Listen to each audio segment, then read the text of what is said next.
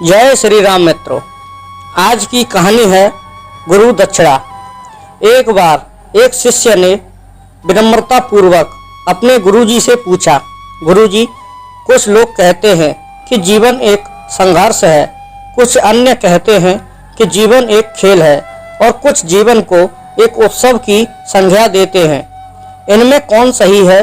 गुरुजी ने तत्काल बड़े ही धैर्य पूर्वक उत्तर दिया, पुत्र, जिन्हें गुरु नहीं मिला उनके लिए जीवन एक संघर्ष है, जिन्हें गुरु मिल गया उनका जीवन एक खेल है। और जो लोग गुरु द्वारा बताए गए मार्ग पर चलने लगते हैं, मात्र वे ही जीवन को एक उत्सव का नाम देने का साहस जुटा पाते हैं। यह उत्तर सुनने के बाद भी शिष्य पूरी तरह से संतुष्ट न था। गुरुजी को इसका आभास हो गया। वे कहने लगे, लो, तुम्हें इसी संदर्भ में एक कहानी सुनाता हूँ। ध्यान से सुनोगे तो स्वयं ही अपने प्रश्न का उत्तर पा सकोगे। उन्होंने जो कहानी सुनाई वह इस प्रकार थी। एक बार की बात है कि किसी गुरुकुल में 3 शिष्यों ने अपना अध्ययन संपूर्ण करने पर अपने गुरुजी से यह बताने के लिए विनती की कि उन्हें गुरु दक्षिणा में उनसे क्या चाहिए। गुरुजी पहले तो मंद मंद मुस्कुराए और फिर बड़े स्नेह पूर्वक कहने लगे, मुझे तुमसे गुरु दक्षिणा में एक थैला भर के सूखी पंक्तियां चाहिए, ला सकोगे? वे तीनों मन ही मन बहुत प्रसन्न हुए, क्योंकि उन्हें लगा कि वे बड़ी आसानी से अपने गुरुजी की इच्छा पूरी कर सकेंगे। सूखी पत्तियां तो जंगल में सर्वत्र बिखरी ही रहती हैं। वे उत्साह पूर्वक एक ही स्वर में बोले, जी गुरुजी, जैसी आपकी आज्ञा। अब वे तीनों शिष्य चलते चलते एक समीपस्थ जंगल में पहुंच चुके थे, लेकिन यह देखकर कि वहां पर तो सूखी पत्तियां केवल एक मुट्ठी भर ही थी, उनके आश्चर्य का ठिकाना न रहा।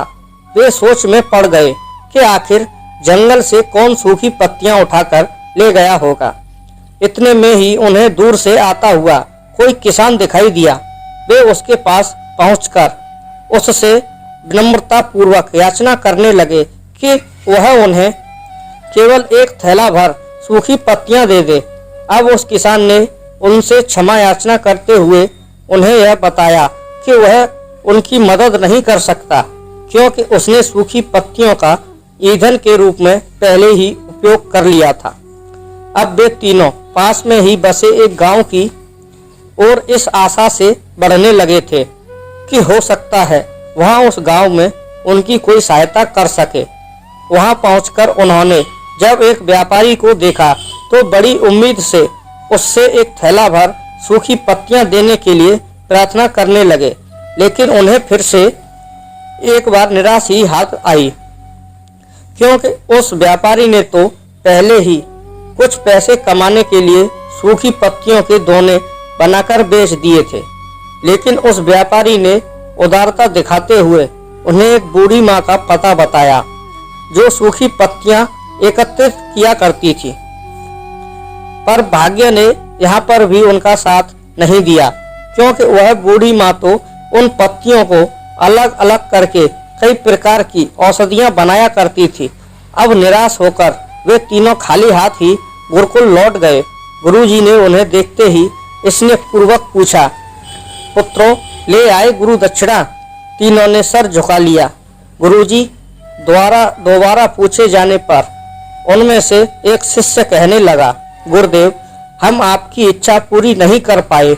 हमने सोचा था कि सूखी पत्तियां तो जंगल में सर्वत्र बिखरी ही रहती होंगी, लेकिन बड़े ही आश्चर्य की बात है कि लोग उनका भी कितनी तरह से उपयोग करते हैं।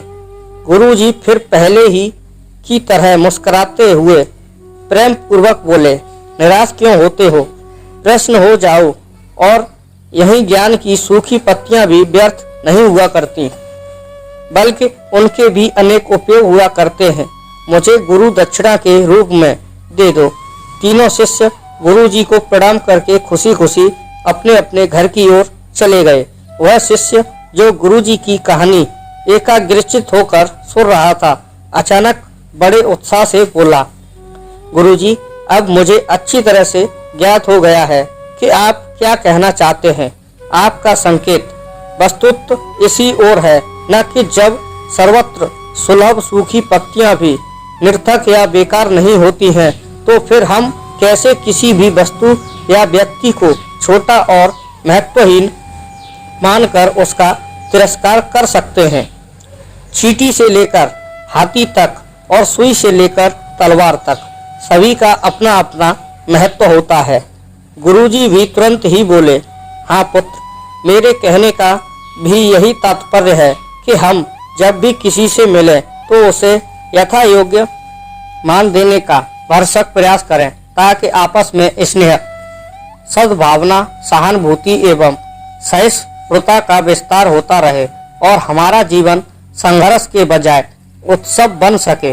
दूसरे यदि जीवन को एक खेल ही माना जाए तो बेहतर यही होगा कि हम निर्विक्षेप, स्वस्थ एवं शांत प्रतियोगिता में ही भाग लें और अपने निष्पादन तथा निर्माण को ऊंचाई के शिखर पर ले जाने का अथक प्रयास करें। अब शिष्य पूरी तरह से संतुष्ट था, अतः मैं यही कहना चाहता हूँ कि यदि हम मन, वचन और कर्म इन तीनों ही स्तरों पर इस कहानी का मूल्यांकन करें तो भी यह कहानी खरी ही उतरेगी। सबके प्रति पूर्वाग्रह से मुक्त मन वाला व्यक्ति अपने वचनों से कभी भी किसी को आहत करने का दुस्साहस नहीं करता और उसकी यही ऊर्जा उसके पुरुषार्थ के मार्ग की समस्त बाधाओं को हर लेती है।